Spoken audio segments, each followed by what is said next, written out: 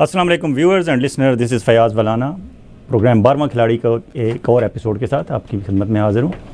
नाज़रीन, आपको जैसा कि मालूम है कि 12वां खिलाड़ी मैं ओवरसीज़ पाकिस्तानियों को कहता हूँ और आप मेरे प्रोग्राम में अक्सर ओवरसीज़ पाकिस्तानियों के हवाले से और ओवरसीज़ पाकिस्तानियों के पाकिस्तान के हवाले से और पाकिस्तान के मामलात के हवाले से उनके जज्बात, एहसासात और उनकी तशवीश के बारे में सुनते हैं। लेकिन बहुत हो गई पाकिस्तान की सियासत, बहुत हो गई पाकिस्तान की बात।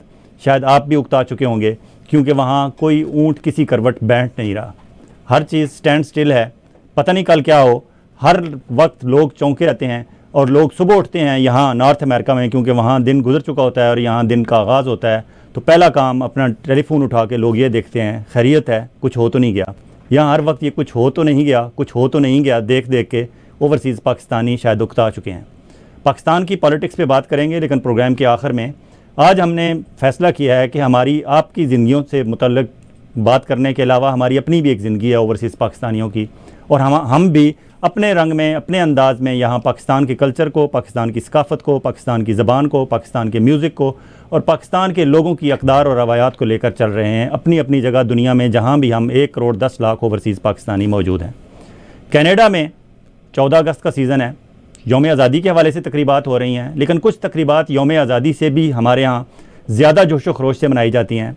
हमारे आज के मुअज़्ज़ज़ मेहमान जो इस वक्त हमारे स्टूडियो में मौजूद हैं, ये दोस्त तो मेरे गुज़श्ता 25-28 साल से हैं इस्लामाबाद में, जब ये इस्लामाबाद स्टॉक एक्सचेंज में होते थे, और इसके अलावा ये मॉर्निंग नशरियात पाकिस्तान टेलीविज़न सेंटर पर करते थे, जब चाचा मुस्तनसर हुसैन तारड़ और हमारे फ़ॉरेन ऑफिस के साबका डिप्टी हाई कमिश्नर ऑटवा में रहे हैं, साउथ अफ्रीका में पाकिस्तान के एम्बेसडर रहे हैं जनाब नजम साकिब।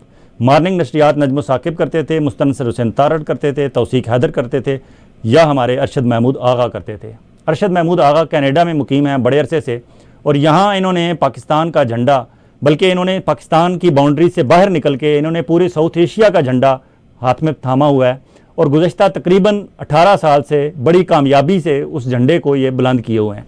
ये सिर्फ पाकिस्तान की बात नहीं करते, ये पूरे साउथ एशिया की बात करते हैं, ये उर्दू, हिंदी और पंजाबी की बात करते हैं, ये हमारे उस कल्चर की बात करते हैं जो हमारे पुरखों ने सदियों से लेके चल रहे हैं। और दुनिया में एक नाम है, आज भी अगर देखा जाए वर्ल्ड मैप पे, तो शायद 2 अरब से ज़्यादा लोग उर्दू हिंदी समझने वाले लोग मौजूद हैं। बोलने वाले शायद कम होंगे, लेकिन समझने वाले ज़्यादा हैं।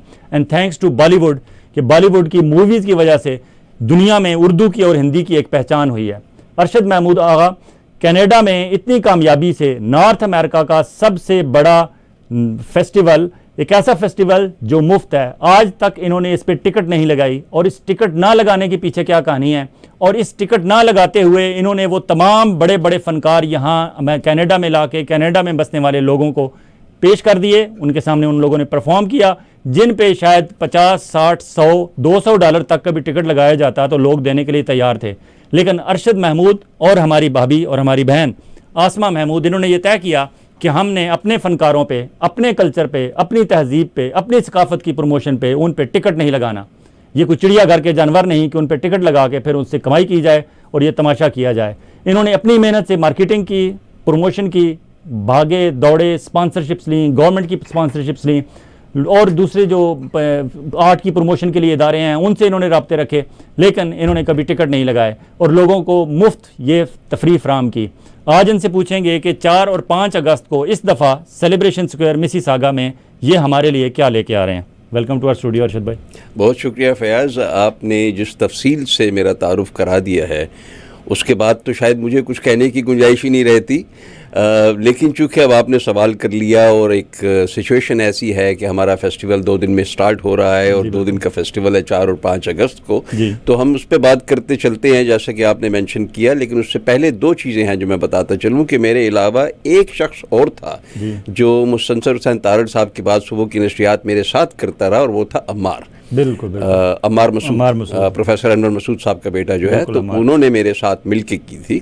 वो उसके बाद भी टेलीविज़न से मुंसलिक रहे, राब्ते में रहे, उसके बाद भी अब भी राब्ते में लाहौर में बैठे हैं। दूसरी चीज़ जो मैं आपसे बात करना चाह रहा था मौजू पे आने से पहले, मगर मौजू से ही पैवस्ता है ऑब्वियसली, और वो ये है कि जब आपने साउथ एशियन कल्चर का नाम लिया तो मुझे ये ये जो तारीफ़ की जाती है, जो डेफिनेशन दी जाती है कल्चर की और चीज़ों की, वो तो तहजीब, सकाफ़त, ये सब चीज़ें तो जोग्राफिक डिपेंडेंट होती हैं। इनका ताल्लुक़ तो आपकी धरती माता के साथ होता है, आपकी जो ज़मीन है उससे पैवस्ता होता है। आपका लिबास, आपका रहना सहना, आपका खाना पीना, आप सेलिब्रेट कैसे करते हैं, आप अपने आप को जब किसी गम के मौके पे पाते हैं तो कैसे आप अपने आप को समझते हैं कि आपका जो भी उतार चढ़ाव आपकी ज़िंदगी के आ रहे हैं, खुशी के मौके आ रहे हैं, जिस किस्म के भी, तो उसमें आपने कैसे बर्ताव करना है, ये सब चीज़ें जोग्राफिक डिपेंडेंट होती हैं।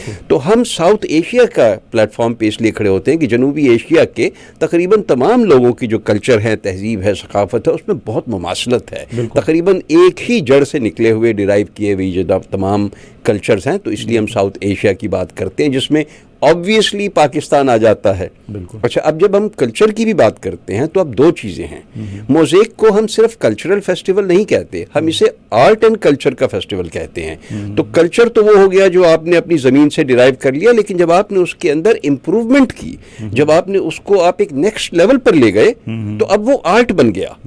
कल्चर तो वही है जो हम सबका है, मगर वो आर्टिस्ट बहुत कम है जो उस कल्चर को अपने अंदर पनपते हैं, उसके साथ बड़े होते हैं और उसको लेके अगले लेवल पे जाते हैं। तो हमें खुशी ये है, मुसर्रत है और फ़ख्र है हमें कि हम हमेशा वो आर्टिस्ट लेकर आते हैं यहाँ पे जो आर्टिस्ट के लेवल पे हैं, कल्चरल लेवल से ऊपर उठ चुके हैं। लेकिन कल्चरल परफॉर्मेंसेस भी होती हैं और कल्चर से हमारा बहुत ताल्लुक़ होता है। आपको एक एग्जाम्पल दे देता हूँ कि अगर मेहदी हसन साहब गा रहे हैं गालिब को, तो वो आपका एक शायरी वो आर्ट में आ जाती है। अगर सलमान गा रहा है उसको जुनून से या कोई वो शख्स, तो वो एक डिफरेंट तरीके से एक मौसीकी के कल्चर के अंदर आ जाएगा या आर्ट के अंदर आ जाएगा।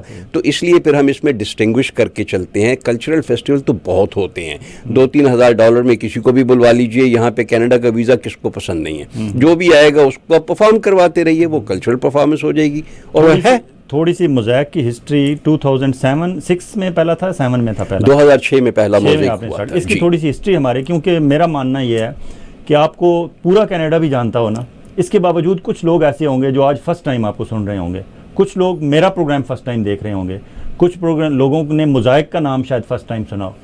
हज़ारों लोग आपको जानते हैं, इसके बावजूद जो नए जुड़ते हैं, मैं चाहता हूं उनको भी साथ लेके हम चलें, और जो पुराने जानते हैं उनको रिमाइंड कराना भी ज़रूरी है, क्योंकि आजकल लोगों की यादाश्त बहुत कम हो गई है। फ्लड ऑफ इन्फॉर्मेशन इतना ज़्यादा आ रहा होता है कि पहली इन्फॉर्मेशन कहीं इधर उधर हो जाती है, रेज हो जाती है, दोबारा बार बार याद दहानी करानी पड़ती है कि नहीं ये ऐसे नहीं ऐसे है। हाँ, सेकंड कोट करना पड़ जाता है इन्फॉर्मेशन का पहले कोट के ऊपर, ताकि जरा प्लेन हो जाए। तो वो थोड़ी सी हिस्ट्री अपनी मोज़ेक की बता दें। तो हम लोग जब यहाँ पे मूव किए थे तो हमारा पहला शहर जहाँ हम आके सेटल हुए थे हिजरत के बाद, तो वो मिसिसागा ही था। ठीक है। तो मिसिसागा में इसको एक सबर्ब के तौर पे समझा जाता था। टोरंटो लोग काम करने जाते थे, जब लोग कहते थे डाउनटाउन, तो उनका मुराद होती थी वो टोरंटो जा रहे हैं। डाउनटाउन इस यहाँ के जो डाउनटाउन है उससे मुराद नहीं होती थी। तो मेरी बेटियां जो थी, जब हम यहाँ पे आए, तो मेरी उस वक्त 12 साल की बेटियां थी, जुड़वा, तो वो ये कहती थी कि भाई ये मिसिसागा नहीं है, ये मिजरी सागा है, यहाँ पे कुछ नहीं होता, यहाँ पे कोई काम करने को नहीं। तो हमने 2005 में, उससे पहले मैं एफिलिएट रहा काफ़ी, कैनेडियन नेशनल एग्जीबिशन के साथ काम करते रहे हम लोग, काफ़ी हमने प्रोजेक्ट्स किए। जी, मैं उनके बोर्ड पे रहा, 3 साल में डायरेक्टर फाइनेंस रहा। फिर CNE का मैं एक वाहिद पाकिस्तानी हूँ जो आज तक उनके बोर्ड पे आया, और इस वक्त भी मैं CNE का मेंबर हूँ लाइफ टाइम, और CNE के मामलात में डायरेक्टली इन्वॉल्व रहता हूँ। मगर जब नाजरीन हमारे साथ जुड़े रहिएगा, CNE के हवाले से इस दफ़ा जो कैनेडियन नेशनल एग्जीबिशन हो रही है उसके हवाले से एक बड़ी खबर आपको हमने देनी है, और अरशद भाई देंगे। लेकिन अभी फ़िलहाल हम मोज़ेक की बात करेंगे, बाद में CNE के भी बारे में पूछेंगे। खबर CNE में ये कौन सा बड़ा आर्टिस्ट पाकिस्तान से लेके आ रहे हैं? खबर तो आप देंगे, मैं उसकी तफसील बता दूंगा, वजाहत मैं कर दूंगा। लेकिन तो 2006 में हमने सिटी ऑफ मिसिसागा, 2005 में हमने बात करनी शुरू की सिटी ऑफ मिसिसागा से कि हम एक फेस्टिवल करना चाह रहे हैं, हमें इजाज़त दी जाए। क्योंकि होता क्या था, कैरासागा हो रहा था यहाँ पे, कैरासागा जो कि बहुत सारी नेशनलिटीज़ को करता है, रिप्रेजेंट करता है और सब कुछ, मगर वो एक कल्चरल फेस्टिवल है, वो आर्ट से उसका कोई ताल्लुक नहीं है। वो उसमें आप 10वीं जमात के बच्चों को अगर घाघरा पहना के कहीं ये राजस्थान का डांस है तो वो तो है, लेकिन उसकी क्वालिटी क्या आर्ट के लेवल पे आती है? नहीं आती है। लोग कैरासागा इसलिए जाते थे कि जिसने पहले कभी पाकिस्तानी बलोची ड्रेस नहीं देखा वो बलोची ड्रेस देख लेगा। लेकिन अब मैंने बलोची ड्रेस पहने हुए लोगों को देख लिया एक साल, अब मैं क्या करूं? अब वो करेगा क्या? आगे बात करते हैं कि अब वो करेगा क्या। तो वो करना कराना वहाँ पे होता कुछ नहीं था। तो हमने कहा यार पाकिस्तान में तो ऐसे ऐसे आर्टिस्ट बैठे हैं जिनको कि हमें चाहिए, हमारा फर्ज बनता है कि हम उन लोगों को लाएं और कनाडा का कल्चर जो डेवलप हो रहा है उसमें अपना शेयर क्लेम करें। बिल्कुल भाई बाकी सबके कल्चर तो हमारे इसके हिस्से में आगे, समोसा क्यों नहीं मिल सकता ग्रोसरी स्टोर पे? और आप देख रहे हैं समोसा मिलना शुरू हो गया ग्रोसरी स्टोर पे। बिरयानी और समोसा अब हर जगह दस्तयाब है। बिल्कुल। तो ये हमारी अकॉम्प्लिशमेंट थी इसी चीज़ की कि हमने कहा कल्चर में अपना हिस्सा डाला जाए, वरना आने वाली नस्लें पूछेंगी कि अब्बा आपने किया क्या, हम हैं कौन, कहाँ से आए हैं, हमारे आबा अजदाद क्या कर रहे थे, तो हम क्या उनको जवाब देंगे। तो इसलिए ये कल्चर में जो मलगूबा तैयार होना था एक कल्चर का, वो हमने उसके लिए मोज़ेक फेस्टिवल शुरू किया। अब जब मोज़ेक फेस्टिवल शुरू किया पहले साल 2006 में, शुरू में तो बहुत मुश्किल होगा, इम्पॉसिबल। हमारी जो मेयर थी हेजल मैकेलियन, वो कहती थी फेस्टिवल की जरूरत ही नहीं है यहाँ पे, आप सिटी सेंटर में फेस्टिवल नहीं कर सकते। वो जो आपको आज सिटी सेंटर नजर आता है, ये सिटी सेंटर ऐसे नहीं था, ये तो एक ओपन ग्राउंड था। और उस ग्राउंड में 2006 में हम किराए पे स्टेज और ये सारी चीजें लेकर आते थे और वहां पे हमने फेस्टिवल किया। पहले साल 2006 में हमारे पास 3800 लोग आए। That's it. दिल तो टूट गया था कि यार ये 3800 लोग आए हैं। अखबार में हमने इश्तिहार दिया, टोरंटो स्टार ने हमें स्पॉन्सरशिप दी थी $65,000 की, फुल पेज कलर का ऐड भी दिया। हमने कहा यार टोरंटो स्टार के फुल पेज कलर में ऐड देने के बावजूद 3800 लोग आए हैं टोटल, मतलब टोटल फ्लॉप है। बाद में हमें समझ में आई कि यार जो हमारे यहाँ आने वाला था उस वक्त वो इमिग्रेंट अभी उस स्टेज पे नहीं पहुंचा कि वो $2 का टोरंटो स्टार खरीदे। वो उठाता था ग्रोसरी स्टोर से अपना देसी अखबार, उर्दू में, हिंदी में, पंजाबी में। फिर आप जैसे भाई मिले, उन्होंने हमें सपोर्ट की, लोकल मीडिया हमारे साथ आया, आप लोगों ने हमारे लफ्ज़ को लोगों तक पहुंचाना शुरू किया और फिर लोगों का आना शुरू हुआ। 2006 के बाद 2007 में हमें 18,000 की ऑडियंस मिली और 2008 में 30,000 की ऑडियंस थी हमारी रिकॉर्डेड। तो उसके बाद फिर सिटी को ख्याल आया कि यार ये जगह तो अच्छी है, जरूरी नहीं है कि यहाँ पे फेस्टिवल हो तो लोग चीजें तोड़ा ताड़ी करेंगे, ये तो बड़े साफ सुथरे लोग हैं, ये तो सफाई भी करके जाते हैं, पहले से बेहतर चमका के जाते हैं। तो उन्होंने कहा यार यहाँ पे एक हम बना देते हैं प्रॉपर जगह। अच्छा, मैं उस कमेटी का, मैं भी और आसमा भी, हम उस कमेटी के मेंबर थे जो ये art and culture committee city ने बनाई थी फॉर द विजन 21 के लिए। अब हमने उसमें जब ये चीजें देखी तो एक इंडस्ट्री, मिनिस्ट्री ऑफ इंडस्ट्री की एक ग्रांट अवेलेबल थी। तो सिटी ने फिर अप्लाई किया उस ग्रांट के लिए और 2010 में सेलिब्रेशन स्क्वायर बनना शुरू हुआ और 2011 में सेलिब्रेशन स्क्वायर में पहला फेस्टिवल हम लोगों ने किया था मोज़ेक का, जिसमें साईं ज़हूर साहब आए थे। तो इसलिए मुझे बहुत अच्छी तरह से वो सब याद है।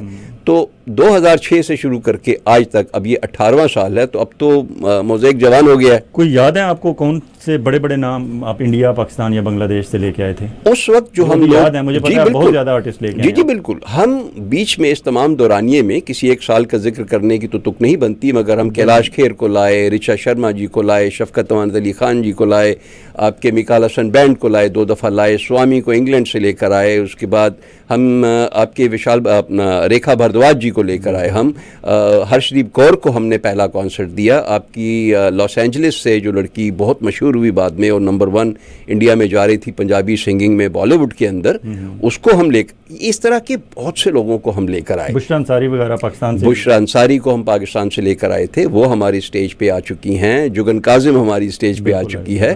तो बहुत, और अली काजमी तो हमारा फेस्टिवल का फेस है, काइंड ऑफ लोकल है अब तो। जी, और वो हमारे फेस्टिवल का फेस है। तो अली काजमी तो हमेशा, आज इस दफ़ा भी MC अली काजमी कर रहा होगा, आप देखेंगे जब आएंगे फेस्टिवल पे। तो हम बहुत बड़े बड़े नाम जो थे उनको लेकर आए। नीयत यही थी कि हम उनको जब लेकर आएंगे तो लोगों को पता चले कि क्वालिटी क्या होती है, एक बेंचमार्क इस्टेब्लिश करना है कि लोग उसे देख के सीखें कि हमने अपना फेस्टिवल अगर कभी करना है तो हम कैसे करेंगे और क्या क्वालिटी ऑफ प्रोडक्शन होनी चाहिए। क्योंकि हमारे यहाँ क्वालिटी ऑफ प्रोडक्शन सबसे ज़्यादा इंपॉर्टेंट है, डिसिप्लिन बहुत इंपॉर्टेंट है, मेंटोरशिप बहुत इंपॉर्टेंट है, वॉलंटियरिज्म बहुत इंपॉर्टेंट है। हम we want to give back to the community, और ये इसलिए हमने वॉलंटियर के तौर पे ये फेस्टिवल किया। इस फेस्टिवल के लिए मैं हर साल तकरीबन $500,000 रेस करता हूँ। अच्छा। और वो $500,000 हम खर्च करते हैं। कोविड के टाइम पे सिर्फ एक साल में मोज़ेक फेस्टिवल ने 161 आर्टिस्टों को पैसे दिए थे। अच्छा। 161 आर्टिस्ट को 2021 में। 2020 में भी हमने इसी तरीके से, 2019 में तो खैर कंप्लीट फेस्टिवल था, मगर 2020 में भी इसी तरीके से कोविड के टाइम पे हमने 150 से ज़्यादा आर्टिस्टों को पेमेंट की थी, लोकल आर्टिस्टों को। वो इसीलिए की थी, तो जी बिल्कुल, कि उनका पहला हक बनता है। और उसमें बहुत सारे प्रोजेक्ट थे, बहुत सारे प्रोजेक्ट किए, विजुअल आर्ट का प्रोजेक्ट था, ड्राइंग्स के प्रोजेक्ट थे। अब हमारे उस प्रोजेक्ट की, जिसमें कि 27 आर्टिस्टों को बुलाया गया था मिसिसागा के पेंटिंग्स बनाने के लिए, वो पेंटिंग्स 1-1.5 महीने के लिए डिस्प्ले पे रहीं लेक शोर पे, आउटडोर में, क्योंकि लोग अंदर नहीं जा सकते थे कोविड के ज़माने में। तो हमने आउटडोर फेस्टिवल उनके लिए एग्जीबिशन लगा दिया, और वो पेंटिंग्स उसके बाद आर्ट गैलरी मिसिसागा में गई, 2 महीने का एग्जीबिशन वहाँ पे रहा। उसके बाद अब 22 पेंटिंग्स मिसिसागा के 22 फायर हॉल्स में जा चुकी हैं, ट्रिलियम हॉस्पिटल में जा चुकी हैं, क्रेडिट वैली में जा चुकी हैं, और हमारे एक प्राइवेट डॉक्टर हैं जिनका क्लिनिक स्ट्रीटफील्ड में, उनके क्लिनिक में जा चुकी हैं। अच्छा अरशद साहब, आप और हमारी बहन आसमा महमूद, फ्रंट पे तो आप दोनों होते हैं, लेकिन पूरी एक टीम है आपके पीछे। आपके बोर्ड ऑफ डायरेक्टर्स में लोग हैं, आपके एडवाइज़र्स हैं, फिर आपकी एक वॉलंटियर्स की एक पूरी टीम है। वो जो सिस्टम है, और अपने देसी लोगों को और अपनी यूथ को एज ए वॉलंटियर इन्वॉल्व करना, और साल तक इन्वॉल्व करना। मैंने देखा है कुछ बच्चे जो हैं हाई स्कूल में थे जब आपके साथ उन्होंने एज ए वॉलंटियर काम शुरू किया था, and then they get graduated from high school, then they got graduated from universities, and उसके बाद फिर वो जॉब्स पे चले गए, शादियां हो गई, बच्चों वाले हो गए, still they are there, they are working with you. ये एक तो ये वॉलंटियरिज्म का जो सिलसिला आपने शुरू किया, उसमें मुश्किलात क्या थी, कामयाबियाँ क्या थीं, और ये लोग आपसे जुड़े किस तरह रहते हैं? आपकी शख्सियत और आपकी अपनी एक जो एक दोनों, यू आर वंडरफुल कपल, आपकी शख्सियत में एक मिकनातिसियत वो तो है ही है। इसके अलावा क्या फ़न है, क्या गुर है नए लोगों को, या जो लोग कर रहे हैं? हमारे यहाँ अभी भी मुख्तलिफ जगह पे मेले ठेले हो रहे हैं, कर रहे हैं, कुछ लोगों ने किए, छोड़ दिए, कुछ अब नए शुरू हुए हैं। तो सब के लिए एज ए मेंटर आप क्या बताना चाहेंगे कि इसमें असल साइंस क्या है? ये बहुत सिंपल है। आपने शुरू में प्रोग्राम के जब इंट्रोडक्शन कर रहे थे तो कहा था कि हम पॉलिटिक्स पे बाद में बात करेंगे। मैं एक छोटा सा मेंशन करता जाता हूँ पॉलिटिक्स के हवाले से, कि हमने वो काम किया जो पाकिस्तान में पाकिस्तानियों ने नहीं किया, और वो था ओनरशिप। ओनरशिप लेनी है, ये मेरी मिल्कियत है। मेरा छोटे से छोटा भी जो वॉलंटियर है, ये फेस्टिवल का वो ओनर है। हम उसको वही इज्जत, वही रिस्पेक्ट और वही इंपॉर्टेंस देते हैं कि तेरे बगैर फेस्टिवल नहीं चल सकता, और हकीकत यही है कि उनके बगैर फेस्टिवल नहीं चल सकता। हम तो सिर्फ उसको रिकग्नाइज करते हैं, एक्नॉलेज करते हैं, उनको मेंटोर करते हैं, उनको ट्रेनिंग देते हैं, उनके लाड उठाते हैं। उसकी वजह यह है कि वो हमारे बच्चों ही की तरह हैं, वो हमारे बच्चे ही हैं एक्चुअली, अगर आप देखें तो हम उनके साथ जो रवैया अपना रखते हैं, जिस तरीके से हम उन्हें एब्जॉर्ब करते हैं पूरे प्रोसेस के अंदर, प्रोग्रामिंग से लेके आखिर तक, तो उसके बाद छोड़ के तो वही जाएगा जिसकी पोस्टिंग हो जाएगी, यहाँ से कहीं और चला जाएगा।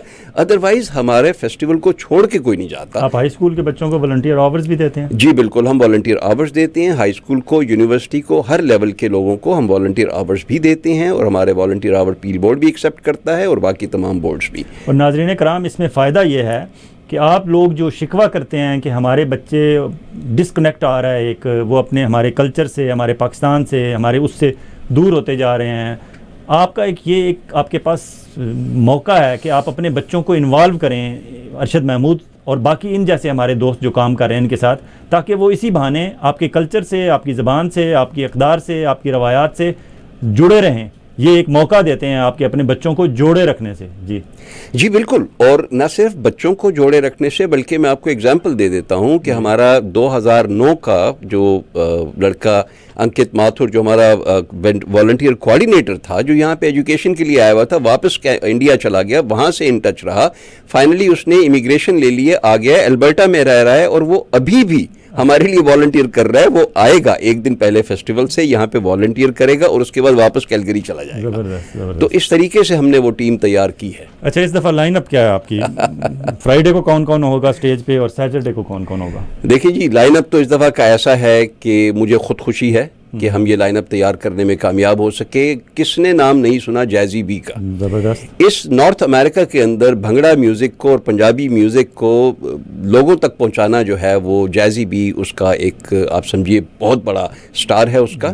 तो जैजी बी, मेरी बहुत ख्वाहिश थी बहुत अरसे से कि उसे लेके आऊँ। अल्हम्दुलिल्लाह वी वर सक्सेसफुल, और जैजी बी अपने पूरे बैंड के साथ, इनकारमा बैंड है उनके साथ, आ रहे हैं परफॉर्म करने के लिए। फ्राइडे को हेडलाइन करेंगे 8 बजे के बाद। अच्छा, एग्जैक्ट टाइमिंग जो है ना, मुझसे इस वक्त वक्त ना पूछिएगा, वो स्केड्यूल जो है वो पोस्ट किया हुआ है वेबसाइट पे, mosaicfest.com पे जाइए और mosaicfest.com पे जाके वेबसाइट पे हमारा स्केड्यूल क्लिक कीजिए, आपके सामने पर आवर सारे का सारा स्केड्यूल आ जाएगा। लेकिन जी mosaicfest.com पे। और अपना यूट्यूब पे क्या है आपका? यूट्यूब पे भी मोज़ेक फेस्ट है और फेसबुक पे? और फेसबुक पे मोज़ेक फेस्टिवल है।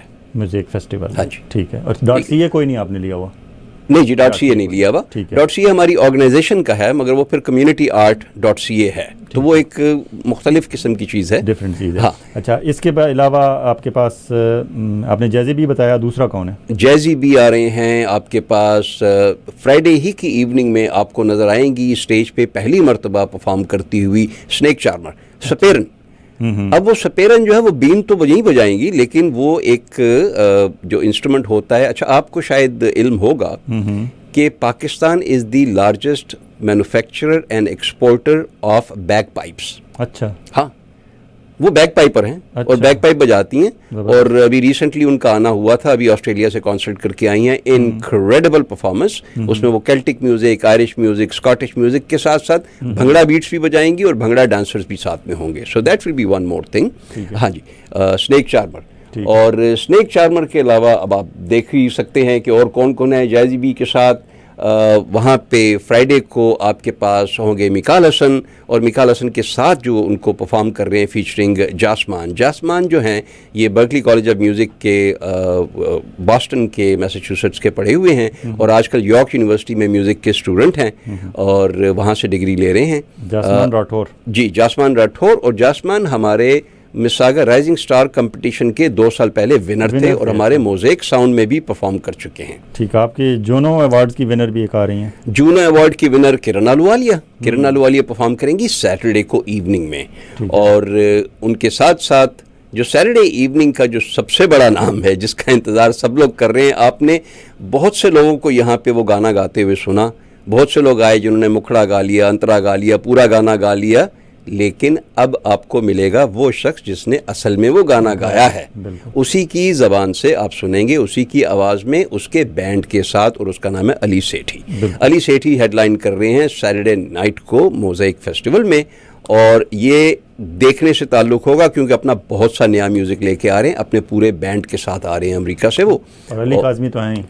अली काज़मी तो हमारे फेस्टिवल का फेस है, जिसे मैं कहता हूँ कि हमारे फेस्टिवल का चेहरा जो है कनाडा में वो अली काज़मी है। और अगर आप पाकिस्तान में हमारे फेस्टिवल का चेहरा पूछते हैं तो वो जुगन काजिम हैं, जो हमें रिप्रेजेंट करती हैं वहाँ पे। और इंडिया में हमारे फेस्टिवल का चेहरा है राजकुमार राव, जो कि एक बहुत फाइन एक्टर हैं, जो कि मिसागा भी आ चुके हैं, जिन्हें हम लेकर आए थे अपने फिल्म फेस्टिवल के लिए। अच्छा, आपके मोज़ेक का एक और बहुत इंपॉर्टेंट फीचर जो होता है डांस होता है। आपको पता है, इससे पहले भी जब भी वहाँ आपने हमेशा क्वालिटी के, इस दफ़ा शायद बॉलीवुड डांस स्कूल वाले आ रहे हैं। जी, बॉलीवुड डांस स्कूल वाले आ रहे हैं, और बॉलीवुड डांस स्कूल को पार्थ धामी चला रहा है, जो कि शामक दावर के टोरंटो डांस स्कूल का चीफ इंस्ट्रक्टर था। आपने शामक दावर को बुलाया हुआ है, मैंने देखा है। शामक दावर ने 15 साल हमारे फेस्टिवल के साथ अपना खुद कोरियोग्राफ करके डांस ट्रूप भेजते रहे हैं। क्या क्वालिटी होती थी जी। और पर्थ में आपको बॉलीवुड डांस स्कूल में वही क्वालिटी मिलेगी, क्योंकि ट्रेनर यही था जो बॉलीवुड डांस स्कूल को अब ट्रेन कर रहा है। तो हमने कहा हमने लोकल को अपॉर्चुनिटी देनी है, और ये लोकल लोग हैं सारे जो इनके साथ होंगे। मगर उसके साथ साथ श्रीलंका की भी एक डांस ट्रूप हमारे पास आ रहा है। अच्छा। जो श्रीलंकन डांसेस आपको उनके कॉस्ट्यूम में, और बहुत ही खूबसूरत डांसेस उनके, वो भी आपको मिलेंगे। और बांग्लादेश से आर्टिस्ट आ रहे हैं आपके पास? बांग्लादेश से आर्टिस्ट नहीं आ रहे इस दफ़े। आर्टिस्ट तो खैर हमने बाहर से बहुत कम बुलवाए हैं, सिवाय हमारे हेडलाइन के जो अली सेठी बाहर से आ रहे हैं, क्योंकि अभी तक हमारी कोशिश यही है कि हम लोकल आर्टिस्टों को अपॉर्चुनिटी प्रोवाइड करें, कैनेडियंस को, क्योंकि अभी तक उनके हालात ऐसे नहीं हुए कि जब हम कहें कि वो दलदल से जो 2-3 साल की थी उससे निकल आए हैं। तो फाइनेंशियली जब तक वो क्लियर होते हैं, हमारी कोशिश ये है कि हम 100% रखें अपने पास लोकल आर्टिस्ट। अच्छा, इसके अलावा वहाँ स्टॉल्स होते हैं फूड के और बाकी कुछ और? 20 फूड वेंडर्स हैं जी, उसमें मिसिसागा की और कनाडा की, ओंटारियो की बड़ी बड़ी रेस्टोरेंट्स भी हैं, वो भी आपको मिलेंगी। तो आपको हर किस्म का खाना मिलेगा। एक बात अलबत्ता जिक्र करता चलूँ कि मोज़ेक फेस्टिवल पे जितना गोश्त मिलेगा सब हलाल होगा, वेजिटेरियन भी मिलेगा, वीगन भी मिलेगा। इसके अलावा हमारे फेस्टिवल में 2-3 चीज़ों की मुमानियत होती है। पॉलिटिक्स और रिलीजन की तो मुमानियत होती ही है। उसके अलावा हम लोग अपने फेस्टिवल में बीफ मना करते हैं, क्योंकि हमारे बहुत बहुत बड़ी हिंदू कम्युनिटी है जो आती है, हम उनका ख्याल रखते हुए मना करते लोगों हैं। को एलर्जीज भी बहुत ज़्यादा जी होती हैं यहाँ बिल्कुल। भी। और हमारा जो कॉन्सेप्ट है वो ये है कि हर वो चीज़ रखी जाए जो सब लोग बगैर सवाल किए खा सके। Acceptable। तो किसी को पूछने की जरूरत नहीं कि यार हलाल बेच रहे हो या नहीं बेच रहे हो, सब हलाल है। ठीक है, ठीक है। इसके अलावा आप लिविंग आर्ट सेंटर में भी कोई एक्टिविटी साथ में रखी हुई है आपने? इस दफ़े लिविंग आर्ट सेंटर में नहीं, बल्कि कल आर्ट गैलरी ऑफ मिसिसागा में कराची बायनियल से नीलोफर फर्रुख जो कराची बायनियल आर्ट शो करती हैं वो आई हुई हैं, उनको हमने बुलाया, इनवाइट किया है, और कल उनकी प्रेजेंटेशन है आर्ट गैलरी ऑफ मिसिसागा में, कल शाम को 7 बजे। ठीक है। यूथ के लिए आप जो है आपका कोई सिलसिला साइड पे वो चल रहा है अभी? यूथ के लिए जो सिलसिला है वो अभी भी चल रहा है। ये एक और फेस्टिवल है जिसका नाम है रॉक द कॉलोसियम। रॉक द कॉलोसियम जो है ये भी 18वें साल में है, और इसे प्रेजेंट कर रहा है दिमित्रियस नाथ जो मिसिसागा म्यूज़िक अवार्ड्स भी करते हैं और हमारे फेस्टिवल डायरेक्टर हैं इसके। इसमें तकरीबन 10 से 12 लोकल बैंड्स जो कि इंग्लिश ज़बान के होते हैं और मुख्तलिफ जानराज होते हैं, रॉक, पॉप, स्का, पंक, रेगे, हर किस्म का, जैज़, ब्लूज़, वो हर किस्म का वेस्टर्न म्यूज़िक इसमें होता है, और यंग लोगों के लिए है ये, ऑल एजेस। मगर नॉर्मली यहाँ पे 16 to 26 एज के बच्चे होते हैं, जिसमें साउथ एशियन होना कोई बुनियादी शर्त नहीं है। खुशी मुझे ये है कि इस साल 2 साउथ एशियन आर्टिस्ट जो हैं वो परफॉर्म कर रहे हैं इसमें। अच्छा। जी, और ये एक बहुत खुशाइंद बात है कि साउथ एशियन आर्टिस्ट जो हैं वो भी ये वाला म्यूज़िक प्रोड्यूस कर रहे हैं इस मुल्क में रह के, और इस क्वालिटी का प्रोड्यूस कर रहे हैं कि उसे हम प्रेजेंट कर सकते हैं बाकायदा लाइव कॉन्सर्ट के अंदर। तो रॉक द कॉलोसियम भी हमारे साथ नॉर्थ सिविक स्क्वायर में हो रहा होगा, जिसमें कि एम्फी थिएटर है। एम्फी थिएटर की कैपेसिटी को 350-400 की कैपेसिटी है, हमेशा टू द कैपेसिटी फुल रहता है। अगर आप देखना चाहें तो वहाँ पे तकरीबन 10 या 12 बैंड 2 दिनों में लाइव परफॉर्म कर रहे होंगे। That is rock the Colosseum. कोई बात जो रह गई हो पूछनी, आप बताना चाहें, आपके जहन में हो, प्लीज़। बातें तो इतनी है कि ख़त्म नहीं होती, लेकिन मैं समझता हूँ कि जो हमने बातें अब तक कर लेती हैं उससे लोगों को काफ़ी इन्फॉर्मेशन अब तक मिल चुकी होगी। टिकट नहीं है, एडमिशन फ्री है, पार्किंग अगर आप गाड़ी पे आ रहे हैं तो हमारे फेस्टिवल के जो पेट्रन्स हैं उनके लिए पार्किंग फ्री है। 201 सिटी सेंटर ड्राइव की जो पार्किंग लॉट है, फ्राइडे को 6 बजे के बाद और सैटरडे पूरा दिन वो पार्किंग आपके लिए फ्री रहेगी। 201 जी, 201 सिटी सेंटर ड्राइव ओमर्स के पास है, और वो पूरी पार्किंग जो है हमारे फेस्टिवल के राइट हैंड साइड पे बिल्कुल वो पूरी पार्किंग आप सब लोगों के लिए अवेलेबल होगी, फ्री होगी। पैसे साथ लेके आइएगा, खाना पीना जो है ना वो इतना है इस दफ़ा कि आप हमारी गारंटी ये है कि आप अपने उंगलियां चाटते हुए वापस जाएंगे, बिकॉज कुछ ऐसे लोग भी आ रहे हैं जो पहले कभी आपने साउथ एशियन फेस्टिवल्स में नहीं देखे होंगे। कैरेबियन फूड के रोटी जो होती है वो आ रहे हैं, ऑक्सटेल लेकर आ रहे थे, तो मतलब इस तरह की सारी चीज़ें जो है वो होंगी। मैं तो सिर्फ ये प्लान कर रहा हूँ कि मैंने किस वक्त का खाना किसके पास से खाना है, और बेगम ये प्लान कर रही है कि उसने किस उससे शॉप से, किस बूथ से कौन सी ज्वेलरी खरीदनी है, कौन सा लहंगा खरीदना है और कौन सी चोली खरीदनी है। Everything will be there. नाज़रीन कराम, अब वक्त आया है उस खबर ब्रेक करने का। Canadian national exhibition north America का सबसे बड़ा एक फेस्टिवल होता है, 3-4 वीक्स तकरीबन रहता है, CNE एग्जीबिशन सेंटर में होता है। उसमें पहली दफ़ा पाकिस्तान से इतना बड़ा नाम पाकिस्तान से आ रहा है, और अरशद महमूद आगा हमारे भाई, हमारे दोस्त लेके आ रहे हैं शफ़क़त अमानत अली को। वो यकीनन is going to represent Pakistan and South Asia on CNE stage, और हमारे लिए एक बहुत बड़ी बात होगी। उसकी क्या डिटेल्स है? उसकी डिटेल ये है जी कि 20 अगस्त को परफॉर्म कर रहे शफ़क़त, रात को 8 बजे कॉन्सर्ट शुरू होगा मेन बैंड शेल पे। कल्चरल स्टेज जो होती है ना अंदर, उस पर नहीं, प्रॉपर मेन बैंड शेल पे, जिस पे डियोन वारविक परफॉर्म करेगी, जिस पे बड़े बड़े नाम जो हैं वो परफॉर्म करते हैं। उनके साथ साथ शफ़क़त अमानत अली पाकिस्तान को और साउथ एशिया को रिप्रेजेंट कर रहे होंगे। आप ज़रूर टिकट लीजिए CNE का। CNE के कुछ पासेस हम अपने पेट्रन्स के लिए रेफल भी करेंगे मोज़ेक फेस्टिवल पे, तो ज़रूर आइएगा उस वक्त। और जो भी हम आपसे सवाल करना चाहेंगे, इस किस्म के रेफल के जो सवालात होते हैं हल्के फुल्के, उनमें आपको टिकट जीतने का मौका भी मिलेगा। लेकिन CNE का टिकट ज़रूर लीजिए आपके, जाइए। सीजन का टिकट होता है ना पूरा? जी, CNE का डे पास भी होता है और सीजन का भी होता है। सो 18 दिन का होता है ये, आपने जैसे फरमाया था। तो 18 दिन चलता है। 18 तारीख को शुरू होगा अगस्त को, 20 तारीख को पहला कॉन्सर्ट शफ़क़त अमानत अली खान का है, और ज़बरदस्त होता है वो। अगर आप सीज़न का ले लें, यकीन माने आपके पास फिर बच्चे, आप पूरी फैमिली जो है हर पूरी फैमिली के लिए सब कुछ होता है। फयाज भाई, आप उस बंदे से बात कर रहे हैं जिसके 18 दिन जो है सीएनई में गुजरा करते थे। 8 साल तक मेरी बेगम ने कॉन्ट्रैक्ट किया, क्वीन एलिजाबेथ बिल्डिंग में आर्ट्स एंड क्राफ्ट को मैनेज करती थी 8 साल तक, वो यही काम। तो हमारी तो ड्यूटी होती थी कि भाई सुबह 10 बजे पहुंच जाना है हर रोज और निकलना है रात को 11 बजे वहां से। तो अब भी कोई ऐसा साल नहीं होता, अब तो चूंकि मुझे ऑफिशियली इनवाइट किया जाता है वहाँ पे तो मैं जाता हूँ, कोई ऐसा साल नहीं होता सीएनई का जो हम मिस करें सिवाय कोविड के उन 2 सालों के जो मिस हो गए बीच में। बहुत शुक्रिया अरशद भाई। नाज़रीन कराम, ये थे अरशद महमूद आगा, ये रूह रवां हैं, करता धरता हैं और हमारे लिए काबिल फ़ख्र हैं। ये पाकिस्तान से हैं, इस्लामाबाद से हैं और ये पाकिस्तान का और साउथ एशिया का झंडा बुलंद किए हुए हैं। 2006 से इन्होंने स्टार्ट किया और ये नॉर्थ अमेरिका का इस वक्त सबसे बड़ा मुफ्त फेस्टिवल है, कल्चरल फेस्टिवल है, जिसमें आर्ट की बात होती है, कल्चर की बात होती है और बाकी वो सब कुछ जो आप देखना चाहते हैं, आपके बच्चे देखना चाहते हैं, आपके बड़े देखना चाहते हैं। अगर आपके पेरेंट्स यहाँ आपके साथ कनाडा में रहते हैं, अगर आप उन्हें साथ लाएंगे तो वो भी यहाँ से खुश जाएंगे। अगर आप बच्चों को लेके आते हैं तो बच्चे भी यहाँ से खुश होकर जाएंगे और अगर आप यूथ को लेके आना चाहते हैं तो उन्हें रॉक द कोलिसियम ज़रूर भेजिएगा। आप वहाँ उन्हें एक दफ़ा भेज देंगे, वापसी पे आप थक जाएंगे और आप बुलाएंगे बच्चों को कि प्लीज़ आ जाओ बाहर, घर चलें। बच्चे वहाँ से नहीं निकलेंगे क्योंकि उनकी एज के मुताबिक वहाँ उन्हें कैनेडियन म्यूज़िक मिलेगा और वो म्यूज़िक मिलेगा जो मेरे और आपके बच्चे सुनना चाहते हैं। अभी हम एक वक्फे पर चलेंगे और जब वक्फे से वापस आएंगे तो ये गुफ्तगू का सिलसिला यहाँ से ही शुरू करेंगे, यहाँ जब भी हम छोड़ के जा रहे हैं। Stay with us, we will be right back after this short break.